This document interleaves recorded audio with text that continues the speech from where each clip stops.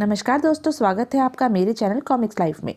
शुरू करते हैं मनोज कॉमिक्स की एक और मज़ेदार कॉमिक्स, भयंकर द्वीप पार्ट 2।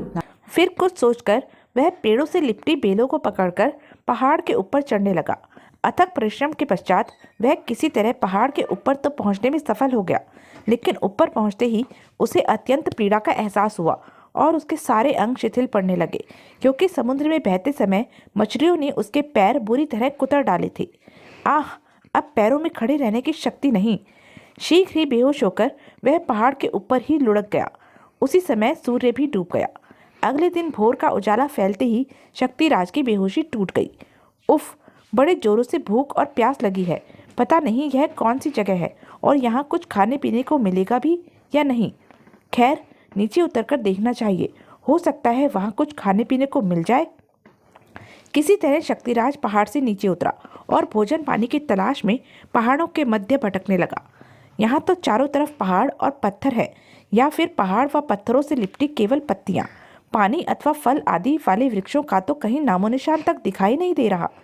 तभी उसे एक चट्टानी खो से प्रकाश की एक रेखा बाहर आती दिखाई दी। अरे, वह प्रकाश कैसा, देखना चाहिए।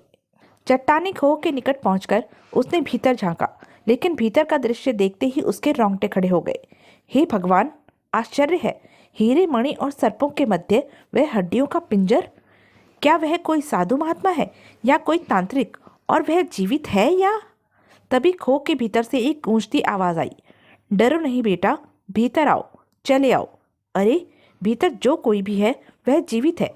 आश्चर्य है, जहाँ न भोजन है न पानी, वहाँ यह व्यक्ति जीवित कैसे है? तभी वह भयंकर तथा तेज आवाज फिर उसके कानों में पड़ी। क्या सोच रहे हो बेटा? डरो नहीं, भीतर आओ, समय बर्बाद मत करो, मेरे पास समय बहुत कम है।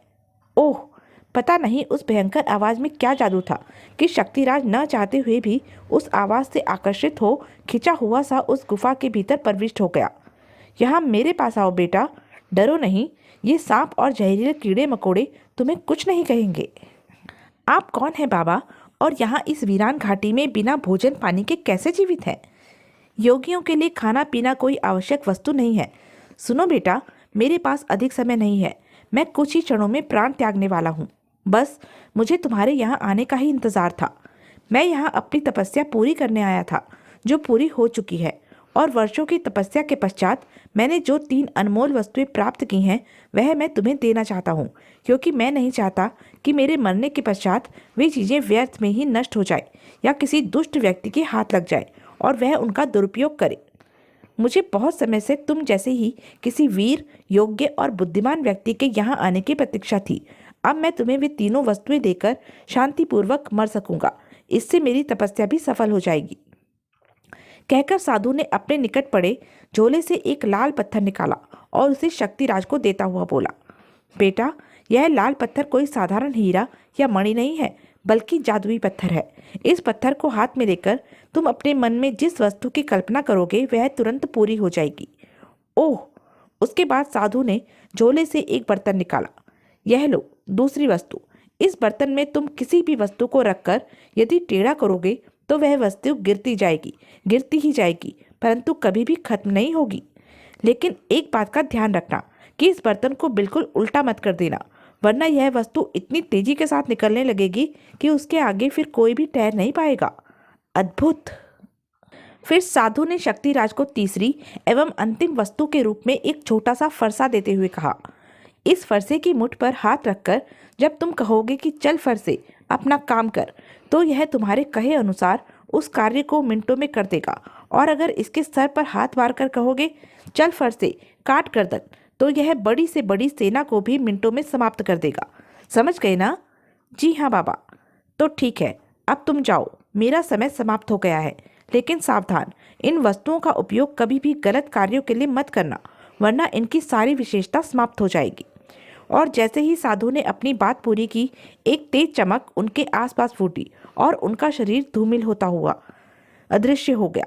शक्तिराज ने बर्तन व फरसा अपने कमरबंद में रखा और लाल पत्थर हाथ में लेकर गुफा से बाहर निकल आया।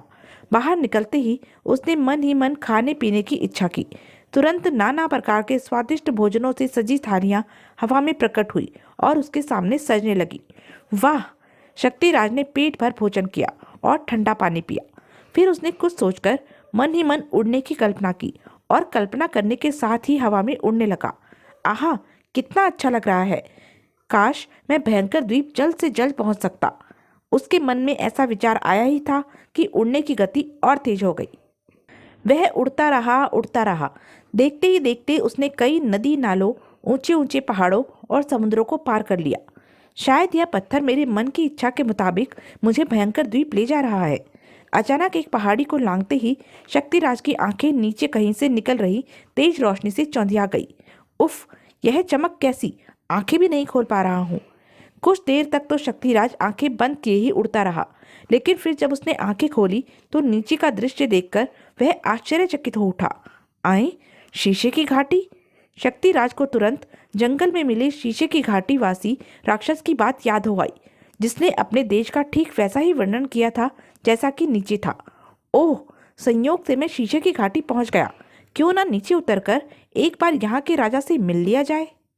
नीचे उतरने का विचार मन में करते ही वह तुरंत शीशे की घाटी पर पहुंच गया, लेकिन वहां का माहौल देखकर उसका मस्तिष्क कुछ क्षणों के लिए कुंद सा होकर रह गया, क्योंकि वहां के सारे भवन सोने और हीरे के बने थे तथा सड़कें चांदी की। उस देश के चारों ओर जो पहाड़ थे वे शीशे के थे, यानी शीशे के पहाड़ों के मध्य वह सोने का देश बसा हुआ था। हे ईश्वर, ऐसा देश तो मैंने जीवन में पहले कभी नहीं देखा। देखना तो दूर, सपने में भी मैंने कभी ऐसे देश की कल्पना तक नहीं की थी। वहां के वासी भी विचित्र थे एवं विचित्र किस्म की पोशाकें पहने इधर उधर आ जा रहे थे। किसी के शरीर पर हिरन की खाल की चुस्त पोशाक और सर पर हिरन के ही सर का ताज था, तो किसी के शरीर पर शेर चीते की खाल की चुस्त पोशाक और उन्हीं के सरों का ताज था। इसी तरह स्त्रियां और बच्चों के शरीरों पर भी विभिन्न किस्म के जीव जंतुओं की खालों की पोशाकें एवं सरों पर ताज थे। तभी आसपास के गुजरते लोगों की दृष्टि शक्तिराज पर पड़ी और देखते ही देखते उसके इर्द गिर्द एक अच्छी खासी भीड़ एकत्रित हो गई। यह हमारे देश का वासी नहीं है, इसे मार डालो। हाँ, यह शत्रु देश का वासी मालूम पड़ता है, इसे तुरंत खत्म कर दो। परंतु इससे पहले कि कुछ भीड़ शक्तिराज पर आक्रमण करती, बहुत से सैनिक सरीखे व्यक्ति जिनके हाथों में पत्थरों व लकड़ियों के विचित्र किस्म के अस्त्र शस्त्र थमे थे, भीड़ को चीरते हुए उसके निकट पहुंचे और उन्होंने उसे चारों ओर से अपने घेरे में ले लिया। इनमें कुछ लंबे चौड़े राक्षस भी थे। ठहरो, तुम लोगों में से कोई भी इसे नुकसान पहुंचाने की कोशिश ना करे। महाराज की आज्ञा है कि इसे उनके सामने पेश किया जाए। यह जो कोई भी है, इसकी जिंदगी और मौत का फैसला वही करेंगे। भीड़ तुरंत छट गई और अपने अपने रास्ते हो ली तथा सैनिक शक्तिराज को लेकर एक ओर चल दिए। शक्तिराज चाहता तो साधु बाबा द्वारा दिए गए जादुई फरसी से पलक झपकते ही उन सबको मौत के घाट उतार सकता था, लेकिन कुछ सोचकर उसने ऐसा नहीं किया। शीघ्र ही सैनिकों ने एक महल में ले जाकर शक्तिराज को अपने राजा सामरी देव के सामने प्रस्तुत किया। इस समय वहां शुंभकर्ण नाम का वह राक्षस भी था, जिसके साथ शक्तिराज और उसके भाइयों की जंगल में मुठभेड़ हुई थी और जिसके उन्होंने दोनों हाथ काट दिए थे। अरे, यह तो उन्हीं चारों भाइयों में से एक है जिनसे मेरी जंगल में मुठभेड़ हुई थी। कौन हो तुम और तुमने हमारे देश में आने की हिम्मत कैसे की? यदि तुमने मेरे प्रश्नों का ठीक ठीक उत्तर न दिया तो तुरंत मौत के घाट उतार दिए जाओगे। तब शक्तिराज ने राजा को सारी आप बीती कह सुनाई और अंत में बोला, महाराज, मैं यहाँ किसी बुरी नीयत से नहीं आया हूँ, बल्कि आपकी ओर मित्रता का हाथ बढ़ाने आया हूँ, ताकि आपकी मदद से अपने देश को आज़ाद करा सकूं। वैसे मैं इस समय भयंकर द्वीप जा रहा हूँ, लेकिन मध्य में आपका देश देखकर यहाँ आ गया। क्या कहा? भयंकर द्वीप? वहाँ तुम क्यों जा रहे हो? यह राज की बात है महाराज, जो मैं आपको इस समय नहीं बता सकता। बको मत, तुम हमें यह सब झूठी बातें बताकर मूर्ख नहीं बना सकते। जरूर तुम भयंकर द्वीप के ही कोई अय्यार होगे और हमारे देश में जासूसी के उद्देश्य से आए हो। हम तुम्हें इसी समय मौत के घाट उतारने का आदेश देते हैं। सैनिकों, इस धूर्त अय्यार का सर तुरंत धड़ से जुदा करके इसको देश भयंकर द्वीप भेज दो, ताकि हमारे दुश्मन देश का राजा त्रिकाल देव आइंदा अपने जासूस को हमारे देश की गतिविधियां जानने के लिए हमारे देश में भेजने की हिम्मत न करे। तभी, ठहरिए महाराज, क्या बात है शुंभकर्ण, तुमने बीच में हमें रोकने की हिम्मत कैसे की? स्वामी, मैं आपकी शान में कोई गुस्ताखी नहीं कर रहा, बल्कि मैं आपको यह बताना चाहता हूँ कि यह व्यक्ति जो कुछ भी कह रहा है सच कह रहा है। वास्तव में यह भयंकर द्वीप का जासूस नहीं है। क्या मतलब? यह तुम कैसे कह सकते हो? स्वामी, मैं इसे अच्छी तरह जानता हूँ। यह उन चारों बहादुरों में से एक है जिनसे लड़ाई करते समय मेरे दोनों हाथ कट गए थे और उस समय मैं मौत के निकट था, लेकिन इन्होंने मुझे जान से नहीं मारा तथा मुझे छोड़ दिया। इनके बारे में तथा उस समय जो कुछ भी मेरे साथ बीता था वह सब मैं आपको पहले ही बता चुका हूँ। ओह, और महाराज, मैं पूरे विश्वास के साथ कह सकता हूँ कि यह बहादुर व्यक्ति हमें उन भयंकर द्वीपवासियों से मुक्ति दिला सकता है। आप थोड़ा धैर्य से काम लीजिए। इस बहादुर व्यक्ति को इस प्रकार मौत के घाट उतारना उचित नहीं होगा। क्यों नौजवान, क्या शुंभकर्ण सच कह रहा है? क्या वास्तव में तुम हमें भयंकर द्वीपवासियों के अत्याचारों से मुक्ति दिला सकते हो? अवश्य महाराज, लेकिन यदि आपने मेरी ओर मित्रता का हाथ बढ़ाया तब ही, क्योंकि मैं अपने मित्रों के लिए जान भी दे सकता हूँ। यदि ऐसी बात है तो तुम्हारी ओर हम मित्रता का हाथ अवश्य बढ़ाएंगे, लेकिन उससे पहले तुम्हें हमें यह अवश्य बताना पड़ेगा कि तुम भयंकर द्वीप क्यों जा रहे थे। तो सुनिए महाराज, मैं भयंकर द्वीप में उनके देवता की आंख लेने जा रहा था, और यह बात आप अच्छी तरह जानते हैं कि यदि उनके देवता की वह अद्भुत आंख चुरा ली गई तो उनके देश का सर्वनाश हो जाएगा। हाँ हाँ, यह बात हम भी जानते हैं। इसके साथ यह भी जानते हैं कि उस आंख को चुराना कोई हंसी खेल नहीं। फिर तुम किस बूते पर और क्यों उस आंख को चुराने का इरादा रखते हो? तब शक्तिराज ने वह सब बातें कह सुनाई जिसके कारण वह उस आंख को प्राप्त करने भयंकर द्वीप जा रहा था। फिर अंत में बोला, महाराज, उस आंख को प्राप्त करने के बाद न केवल मेरे भाई जादूगर शत्रुकाल की कैसे आजाद हो जाएंगे, बल्कि वह दुष्ट जादूगर भी मारा जाएगा। वाह, बहुत खूब। अब हमें तुम्हारी मित्रता स्वीकार करने में कोई आपत्ति नहीं। हम तुम्हें अपना मित्र बनाते हैं शक्तिराज, और वचन देते हैं कि हर दुख, दर्द और संकट में हम अपने मित्र के काम आएंगे, चाहे हमें अपने मित्र के लिए अपने प्राण ही क्यों न देने पड़े। मैं भी आपको इस बात का विश्वास दिलाता हूँ महाराज कि यह तुच्छ व्यक्ति भी अपने मित्र के लिए कभी भी प्राणों की बाजी लगाने से पीछे नहीं हटेगा। तभी एक सैनिक बदहवास सी अवस्था में दौड़ा दौड़ा वहां पहुंचा। गजब हो गया महाराज, गजब हो गया। क्या बात है सैनिक, क्या हुआ? तुम इतनी बुरी तरह घबराए हुए क्यों हो? महाराज, शीशे की घाटी पर संकट आ पड़ा है। भयंकर द्वीप के सैनिकों ने हमारे देश पर आक्रमण कर दिया है और वे इस समय भयानक तबाही मचा रहे हैं। उफ, नहीं, क्या? ओह महाराज, जल्दी से कुछ कीजिए, वरना दुश्मन हमारे पूरे देश को तबाह कर देंगे, क्योंकि इस बार उन्होंने व्यापक तैयारियों के साथ बड़े पैमाने पर आक्रमण किया है। ओह सैनिक, तुरंत सेनापति को हमारे पास बुलाकर लाओ। जो आज्ञा महाराज। महाराज का बुलावा मिलते ही सेनापति तुरंत वहां दौड़ा दौड़ा आया। वह भी बहुत घबराया हुआ था। महाराज, वह भयंकर द्वीप, हमें उनके आक्रमण की सूचना मिल चुकी है सेनापति जी। आप तुरंत सेना को तैयार कीजिए और जिस तरह भी हो उनका मुकाबला कर उन्हें देश से बाहर खदेड़ने का प्रयास कीजिए। जी महाराज। महाराज, कृपया मुझे भी इस युद्ध में भाग लेने की इजाज़त दीजिए। नहीं नहीं, ऐसा नहीं हो सकता। हमने तुम्हें मित्र कहा है शक्तिराज, इसलिए हम ऐसी आज्ञा देकर तुम्हारे प्राण संकट में नहीं डाल सकते। वे बहुत क्रूर, जालिम, हिंसक और भयानक है।